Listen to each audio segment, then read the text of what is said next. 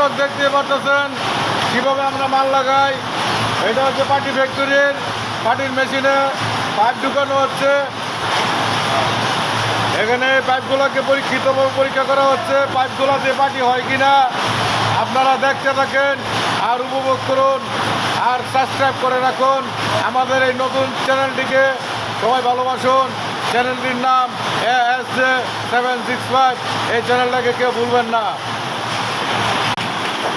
প্রিয় বন্ধুরা, পাইপ লাগানোর পর আমরা আপনাদেরকে দেখাতে পারছি কিভাবে এই পাটিটাকে বুনন করা হয় এই মেশিনের মাধ্যমে। এই মেশিনের প্রতিটা সুতায় সুতায় নিডেল, যেটা আপনারা টেক্সটাইলের ডাইং মেশিনের মাধ্যমে দেখতে পারবেন যে প্রতিটা সুতায় সুতায় নিডেলের কাজ হলো বুনা। আর এই বুনন কাজের মাধ্যমে আমাদের এই পাটি ফ্যাক্টরি প্রস্তুত হয়ে থাকে।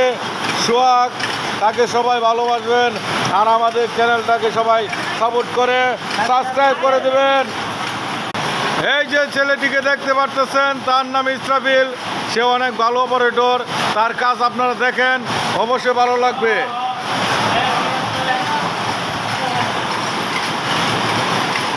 দেখেন কিভাবে পাটি বানানো হচ্ছে।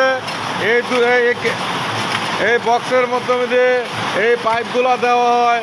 এই পাইপগুলো দেওয়ার পরে এই মেশিনের ভিতর দিয়ে পরিচালনা হওয়ার পরে প্রসেস হওয়ার পরে এইখানে পাটি প্রস্তুত করা হচ্ছে, আপনারা দেখেন। আর এই ছেলেটার নাম হচ্ছে হজরত।